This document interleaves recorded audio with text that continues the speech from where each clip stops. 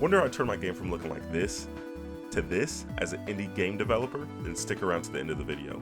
What's up guys, it's Jeremiah here at Dreamgazer Studios, and the game you're seeing is our very first indie title called Blaster Boy. Blaster Boy is a 2D pixel boss gauntlet based in the futuristic world, made in the Unity engine. Throughout Blaster Boy, you'll be fighting a variety of bosses from military leaders to musicians, playing as Blaster Boy or his sister Blaster Girl, while completing challenges to unlock more playable characters, new game modes, character skins, and many other in-game content. Let's talk about the pre-development of Blaster Boy and what inspired me to start creating the game. For that, we'll have to go all the way back to early 2019. In 2019, I really struggled to find a good scoped project. I tried making a 2.5D platformer like Little Big Planet. Then I tried making a third-person stealth game. Finally, I attempted to make a multiplayer shooter like Call of Duty. These were all too ambitious for my first game, especially being a solo developer and having it be my first time developing. But it really wasn't until I played Mega Man. That is where everything changed. At the time, I was playing Mega Man 1 and 2 and fell in love with the boss fights, trying to remember the fight patterns, figuring out which weapons to use against which bosses, and the simplistic style of gameplay was something that I could just pick up after years of not playing and still remember the basics.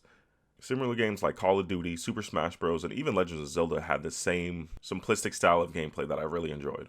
Around that same time, I bought a Street Fighter 1-up arcade cabinet for a birthday present. I really liked the aesthetic of the arcade cabinets, just how the layouts are. You just had a stick and 3 or 4 buttons max. I really enjoyed the simplicity. I started to think it would be pretty cool to make my own custom arcade cabinet with my own game. A game that would be something small and manageable, and I think this was a perfect way to do it. A game that was easy to learn but hard to master. And this is where Blaster Boy was created. So from there I decided to begin development on Blaster Boy.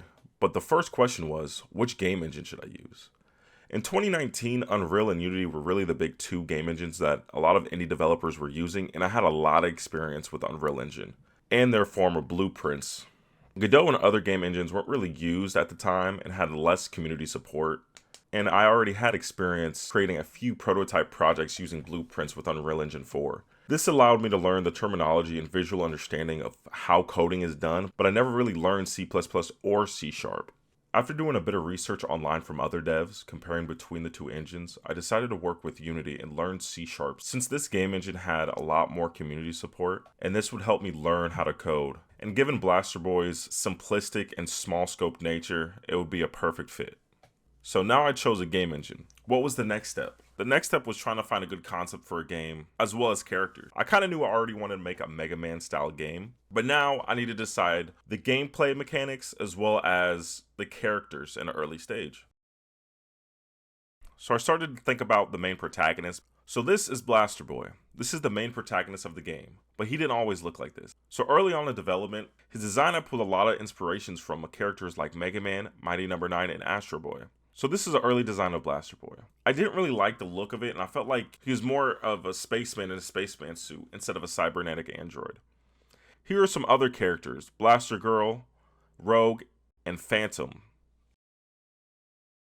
The next step was figuring out which gameplay mechanics I wanted. So from there, I knew I wanted my game to have simple features such as jumping, shooting, sliding, and wall sliding. So there, I began to look up many tutorials online, looking up how to make a character move in 2D that would move around, jump, shoot, etc. And just to really build a vertical slice of the game, I used a Mega Man 2 sprite. This was before I even knew what Blaster Boy would look like. After messing around with Unity 2D, I managed to create this Mega Man character who could move, jump, wall slide, and shoot. This boss, Mog, was the first boss I had in mind. Mog is a sand serpent who is the king and ruler of the sandy deserts. His mechanics would be very simple. He would randomly fly around the room, and if the player got too close, he would swipe and deal damage to the player. Mog will then go to each corner of the stage, including the center, and spew out a radial acid shot that the player would have to dodge. His stage was supposed to be placed in his palace in the desert, given the desert-like aesthetic to the stage. In this early build, I used an artist from Fiverr to create Mog sprite sheets. But here is where I began not to be as satisfied with the game I was creating. Let's go with the gameplay, for instance. The character felt way too slippery, as if he was running on ice. And this was a huge problem, especially being a platformer shooter where you would need precise movements. I also didn't really like the design of the early stage of Blaster Boy. He looked more like a spaceman in a spaceman suit and kind of looked lengthy and long instead of more small and compacted like Mega Man.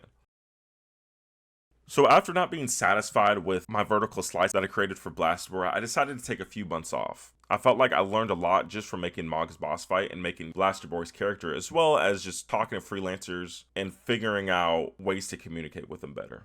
At the time, COVID had just hit and I was going through 3 different jobs in the course of over 6 months, so my schedule was constantly changing. And after putting down Blaster for a little bit, I began working on other prototypes just to keep my C# skills up, but nothing I really wanted to take too serious. So after a few months of just taking some off time, I decided to go through my old prototypes and stumbled upon Blaster Boy again. I decided to play it, and to be honest, I fell in love with it again. Of course, it still had all the issues, but I was more excited about what it could be. So now, with all the experience I have from my other prototypes, as well as working with other freelancers, I learned how to better communicate with them that would get me more of the desired end product that I was looking for. With new and improved character designs such as Blaster Boy, Blaster Girl, Rogue, and Phantom, as well as Mog and his new stage design. I also had more crisp and precise gameplay, such as Blaster Boy's run, jump, slide, and wall slide mechanics. And now this is the new and improved Blaster Boy.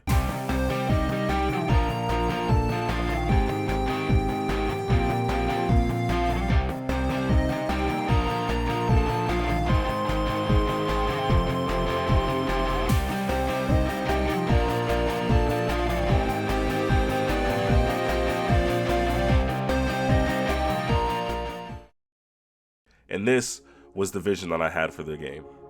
So hopefully this devlog helped. Sometimes you just have to take a step back or take a break and revisit the project to see the true potential of a game. So hopefully any indie dev watching or anyone who was working on any project, whether it be video games or 2D art, found something of value in this video.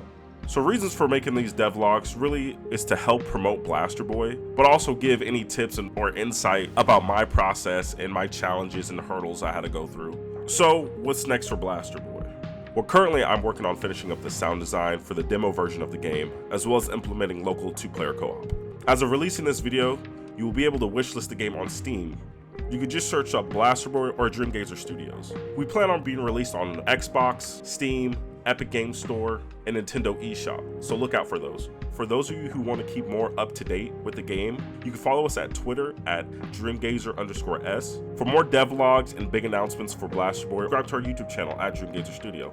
My comment sections are open, so please feel free to drop a comment down below. I'll be sure to answer any questions you guys have, and let me know if you guys would like more devlogs like this. But yep, that's it for this video. I'm Jeremiah at Dreamgazer Studios, and the game you were watching was Blaster Boy, our first indie title. Stay dreaming, and until next time, deuces.